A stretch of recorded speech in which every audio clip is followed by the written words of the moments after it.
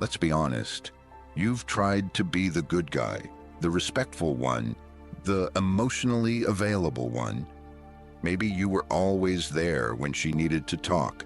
Maybe you texted back fast, complimented her, supported her dreams, made her feel seen. You gave your best, and yet she lost interest, ghosted, drifted, moved on to someone who barely even tried. Sound familiar? You're not crazy, but you are playing the wrong game. Most men are taught that love is earned through niceness, through proving your worth, but that's not how desire works. Desire is irrational, psychological. It doesn't care how good you are, it cares how you make her feel. And unfortunately, being always available, always open, and always emotionally soft makes her feel safe, but not drawn in. This isn't because women are bad or shallow. It's because attraction thrives on tension, the truth. She's not looking for comfort, she's looking for gravity, that silent confidence. The man who doesn't need to be liked, who doesn't chase, who doesn't try too hard. The man who could walk away and means it. That's where Machiavelli comes in. He wasn't teaching people to be cruel. He was teaching people to understand power. And when it comes to relationships, power doesn't mean control over others, it means unshakable control over yourself. In this video, I'll show you 5 hidden rules that flip the dynamic. You won't have to chase, you won't have to prove. You'll attract not through words, but through presence. Rule number 1, power is silent gravity over words.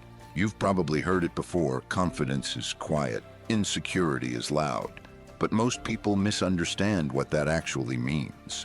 Silence isn't about saying nothing, it's about saying only what matters. That's the shift. Power isn't about being aggressive or flashy. It's about presence, and presence doesn't beg to be noticed. It demands it, without ever raising its voice. Think about it. The most respected people in any room are rarely the ones doing all the talking. They're the ones others look toward when things get quiet. They don't need to force attention. They pull it through stillness, through self-possession, through control. That's what we call silent power, and once you understand it, you'll stop chasing validation and start becoming the gravity women revolve around. Machiavelli understood this dynamic hundreds of years ago. He wrote, "It is much safer to be feared than loved, if one must choose." This wasn't a call for cruelty. It was a reminder that respect sustains authority. Love is emotional. Fear is structural.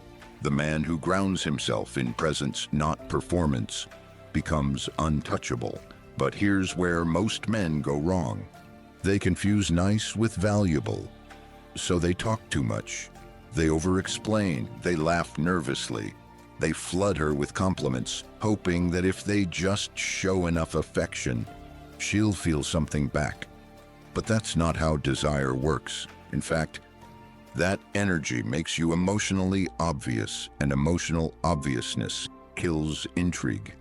Carl Jung called this the inflated persona, the mask we wear when we don't trust that our real self is enough. So we perform. We overshare. We try to please. But Jung warned, the more you perform, the more disconnected you become from your own center, and nothing is less attractive than a man who's lost his center. Silent power comes from clarity, from knowing your value so deeply that you never feel the need to announce it. It's in your posture, your tone, your stillness, the way you pause before you speak, the way you can hold eye contact without needing to fill silence. Every move becomes deliberate because you're not reacting, you're deciding. Imagine 2 men walk into a room. One is loud, gesturing constantly, making jokes, trying to hold the spotlight. The other enters calmly, stands tall, and scans the room slowly before saying a word.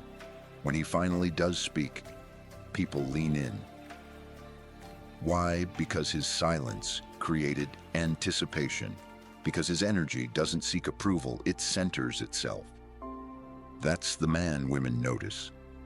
Not because he shouted louder, but because he didn't need to. His restraint made him rare. His stillness made him unpredictable. That's tension, and tension is the birthplace of attraction. Silent power doesn't mean being passive or withholding.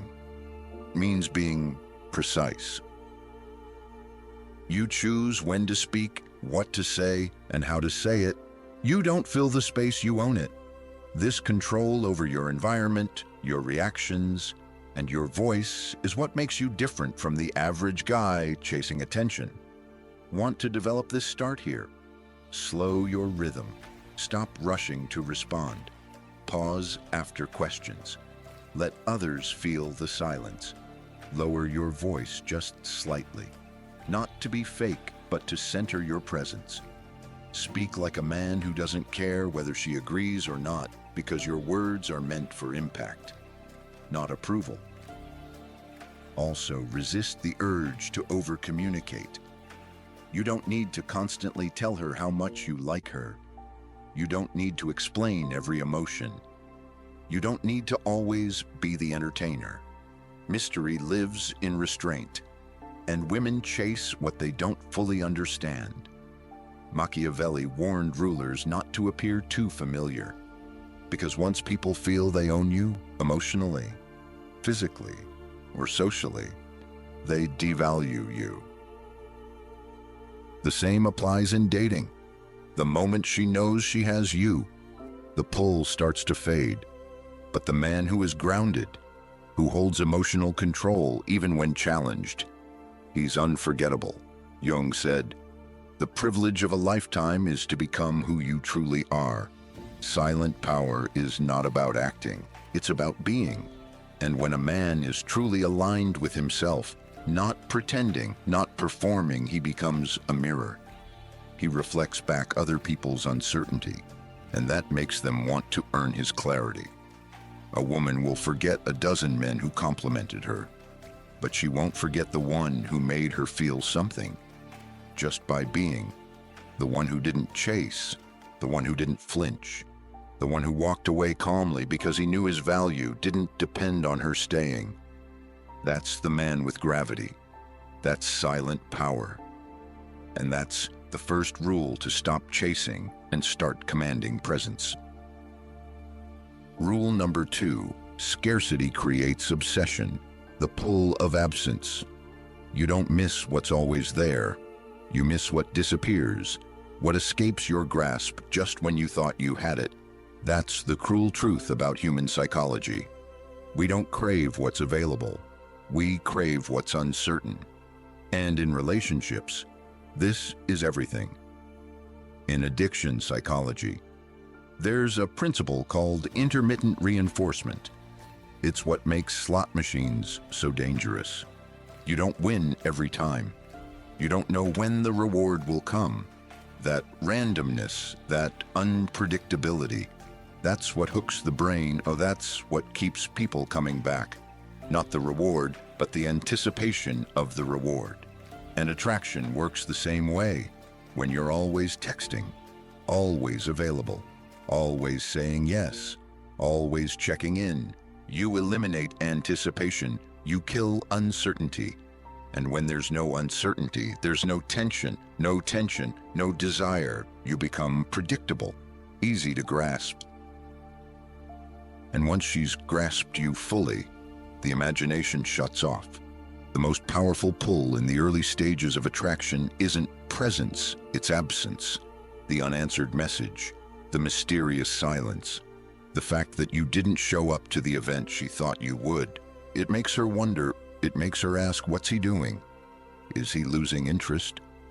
Was I not enough? That space, that psychological void, is where obsession is born. Because the brain cannot tolerate unresolved patterns. It fills in the blanks with fantasy, and fantasy is always more powerful than reality. Think about art. What draws us in most? Not the hyper-detailed image, but the suggestive one, the shadow in the corner, the implied emotion, the thing we're not sure we understand. That's what keeps us staring. That's what we return to again and again. Why? Because we're trying to complete the picture in our minds. Machiavelli understood this better than most. He said, "A prince who is wise must avoid being overly familiar, for familiarity breeds contempt. In modern terms, don't let her feel like she's figured you out, because the moment she believes she has full access to your inner world, the emotional value drops." Scarcity doesn't mean ghosting. It doesn't mean playing childish games. It means you value your time, your attention, your energy, and you give it strategically, not endlessly. You are not a streaming service she can binge. You are a limited edition showing, rare, selective, valuable, because of how little you need to be seen. A man who lives fully, who is committed to his craft, his purpose, his own development. That man isn't always available. Not because he's trying to be distant, but because he's occupied. And that subtle unavailability makes him unforgettable. But here's where most guys get stuck. They confuse presence with loyalty. They think, if I'm always there for her, she'll see how serious I am. But she doesn't feel your seriousness. She feels your availability. And availability without effort feels cheap. When you become her emotional default, the one who always replies, always initiates, always shows up, she stops wondering about you. She stops imagining. And once the imagination dies, desire follows. But if you're the man who vanishes just a little, who breaks the rhythm, who leaves her message on read for an hour longer than usual, that subtle pause makes the emotional air feel different. It triggers the part of her mind that searches, that replays your last interaction, that starts doubting what she assumed was secure. That's not cruelty, that's reality. You are not a vending machine for comfort. You are a man with a direction, and she either keeps up or watches you drift further away. That distance creates pursuit. Remember, a man who is always seen becomes ordinary. But the one who disappears just enough to stay unpredictable, he becomes mythologized. He becomes a question mark. And in romance subs, the question mark is far more seductive than the exclamation point. Machiavelli would say, the key to control is not force, it's leverage.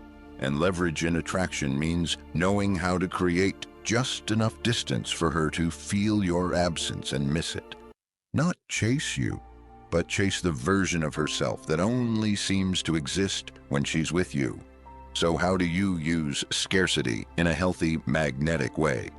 Simple: never give your full availability unless it's earned. Let her notice when you're gone.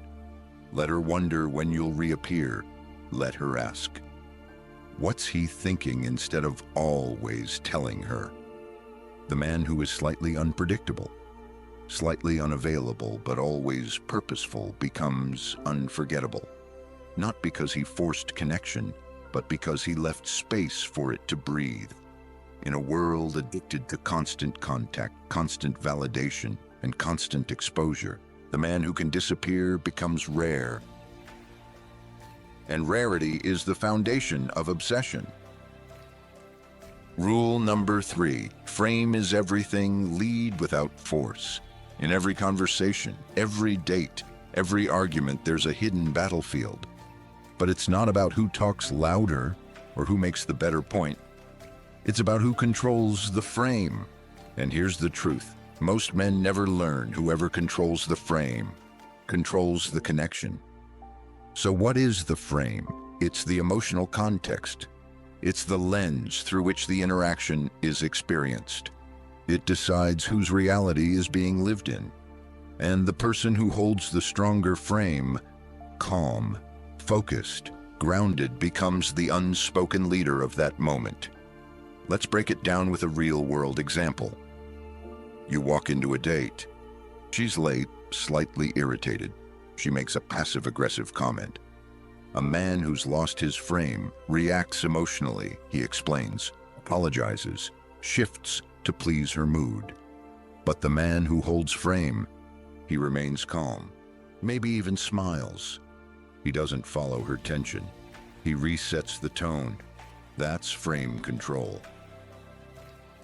Carl Jung once said, "In all chaos, there is a cosmos. In all disorder, a secret order." People don't always realize it consciously, but they're constantly looking for that order, for someone who feels like certainty in emotional noise. When you hold the frame, you become that order. You become the calm in her storm. Most men lose frame through behaviors they think are helpful: over-apologizing, over-explaining, seeking reassurance, reacting too quickly. These seem polite, but they communicate something dangerous: emotional submission. They tell her, "You set the tone, I'll follow." And just like that, you're no longer the lead in your own story. Imagine dating like chess. Are you calmly moving your pieces with purpose, shaping the game? Or are you constantly reacting to her queen, chasing her moves, adjusting your strategy just to keep up? The man who plays the board with vision, with patience, owns the game. The one who reacts just survives it. A woman might test you emotionally, interrupt, disagree, or throw you off rhythm, not to destroy the connection, but to feel your weight, to see if your reality bends or holds. If you panic, justify, or over-explain, you've entered her frame. But if you stay relaxed, grounded, unshaken, she starts to feel safe inside yours. Power isn't in dominance, it's in emotional direction. A man who asks calm questions instead of offering frantic answers. A man who slows down instead of speeding up. A man who doesn't overreact to silence, but uses it. These are micro signals that say, "I am my own center." And that's the most attractive thing you can radiate. Frame is also how you define your standards. If she brings drama and you respond with pleading or argument, you validate it. But if you meet it with steady eyes and minimal words, you shift the energy back to neutral. That doesn't mean coldness. It means control. You don't follow emotional chaos, you filter it. Jung believed that people are unconsciously drawn to strength, not brute strength, but inner structure. The man who knows who he is, what he tolerates, and what he walks away from without needing to raise his voice becomes a psychological anchor. So here's how to hold frame practically. 1. Slow your responses. Don't answer every text immediately. Don't jump to fix tension. 2. Ask instead of explain. What made you feel that way instead of, "Let me tell you why I did that." 3. Stay still. Don't fidget, overtalk, or oversell. Let silence work for you. The more reactive you are, the more she sets the emotional tone. The more measured you are, the more she calibrates to you. That's frame leadership, not forced, but felt. When you hold the frame, you don't chase agreement, you create presence. You don't try to impress, you invite curiosity. And that calm, grounded energy, it lingers. It leads. And it makes her want to stay inside the world you're creating without you ever needing to convince her. Rule number 4, emotional detachment. Calm is king. Most men think women want constant emotional closeness. They think the more they open up, express themselves, and react with honesty, the more they'll be loved. But there's a difference between connection and emotional exposure. And when you show too much, too soon, you kill the tension that makes you attractive. See, emotional predictability is safe, but safety without mystery becomes boring. Desire doesn't grow in safety, it grows in uncertainty. And if she always knows how you'll react, there's nothing left to wonder about. Think about it. The man who reacts to everything. Every text delay, every mood shift, every disagreement, he becomes emotionally obvious. She knows exactly how to trigger him, where to poke, how to get a rise. And once she knows that, she stops respecting him. Not because he's weak, but because he's uncontrolled. Now imagine a different man. She pulls away. He stays calm. She gets passive-aggressive. He doesn't flinch. She brings drama. He listens, nods, says little. Not because he doesn't feel, but because he doesn't let her feelings hijack his center. That man becomes a riddle, and riddles are addictive. Carl Jung taught that what's repressed in us, the shadow always finds a way to surface. And one of the biggest unconscious cravings in many people, especially in emotionally reactive ones, is this: a partner who can hold steady when they spiral. They won't say it, they might even challenge it, but deep down, they chase the one who doesn't move, unless it matters. This isn't coldness, it's control. It's the quiet inner voice that says, I'm not here to fix you or fight you. I'm here to stand with you, but only if you respect the space I stand in. And that boundary, that line between validation and collapse, that's where real masculine power lives. Let's get practical. In conflict, she raises her voice, accuses you of being distant. Most men jump in. I didn't mean it like that. I'm sorry, please don't be mad. But that kind of reaction gives her control. You're now responding to her emotional temperature, not yours. You're no longer leading the interaction, you're following it. But what if instead you pause, breathe, look her in the eye and say calmly, I hear you. I don't agree with everything, but I understand where you're coming from. You validate the feeling, not the drama. And by doing that, you hold the frame without breaking the connection. The same applies to ghosting. She disappears for a bit, no reply. A reactive man double texts, maybe even spirals, did I do something wrong? But the grounded man, he waits or moves on, not because he's playing a game, but because he respects himself more than he fears rejection. That calmness, that lack of emotional panic, that's what makes her wonder if she messed up. The truth is, the man who needs constant reassurance gives away power. The man who is the reassurance, who radiates calm no matter what, becomes magnetic. His steadiness creates a contrast so powerful, women feel safer because they can't shake him. Jung would say, people are drawn to what completes their inner imbalance. A woman who feels emotionally chaotic will feel pulled toward the man who feels emotionally unshakable, even if she doesn't understand why. It's psychological compensation. She is seeking her missing structure in you. That's why emotional detachment, when used with integrity, isn't a lack of love, it's the container that protects it. It's what makes your feelings rare. When you don't give them freely, when you don't explode or collapse, they become valuable. Your calm becomes the mirror to her storm, and over time, she stops testing the wind and starts seeking your shelter. So here's the rule: feel deeply, express selectively, validate emotions without being pulled by them. Be available, but never emotionally dependent. And when the chaos hits, don't fight it, don't fix it.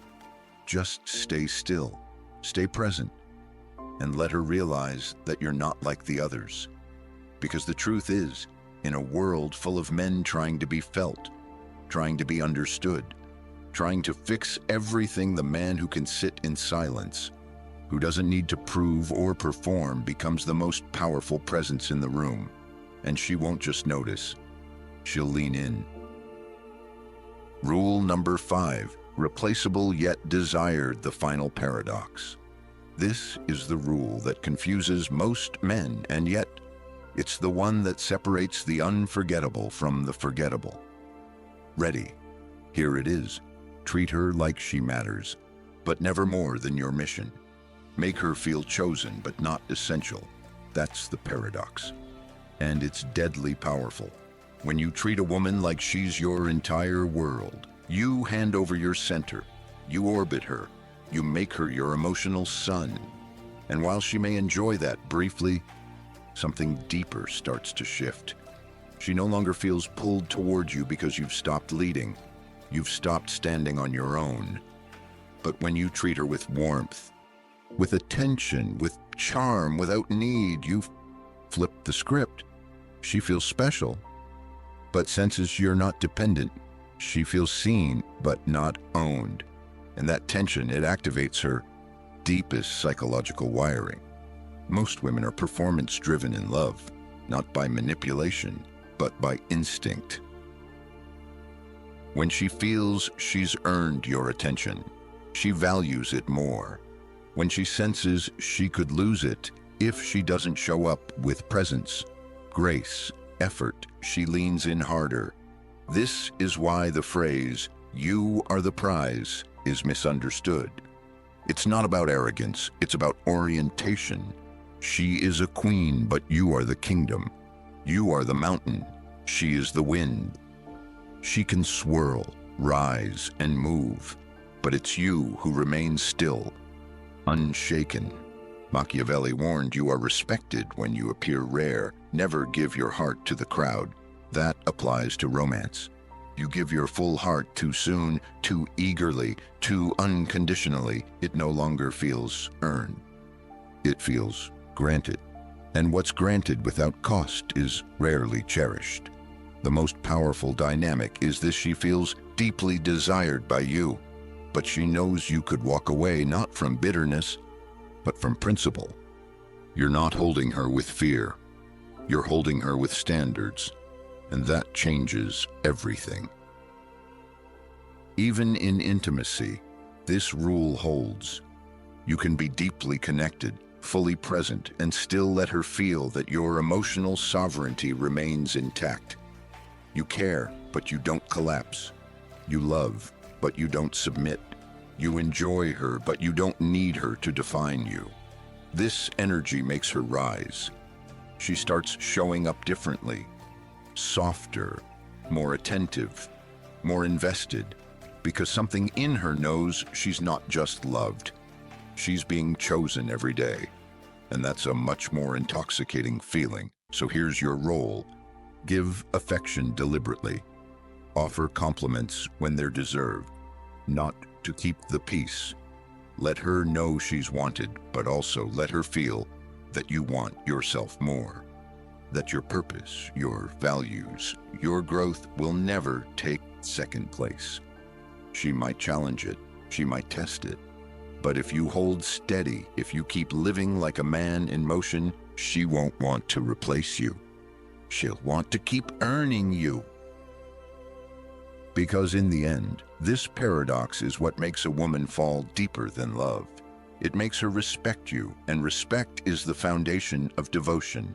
So remember this: make her feel rare, but never let her feel irreplaceable. She is the storm.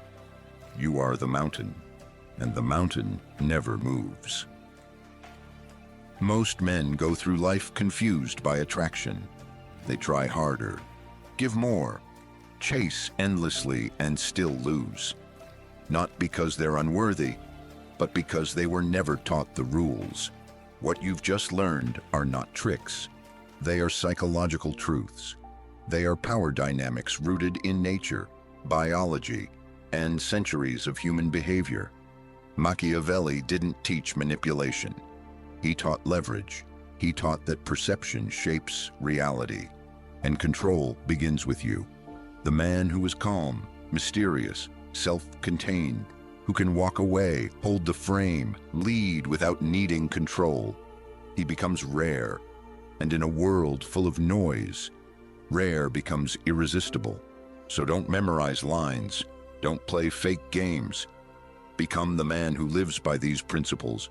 Practice presence, hold silence, reward effort, respect your mission more than her attention, and from that place, watch how everything shifts. Because when you stop chasing, they start coming to you, not because you begged, but because you became undeniable.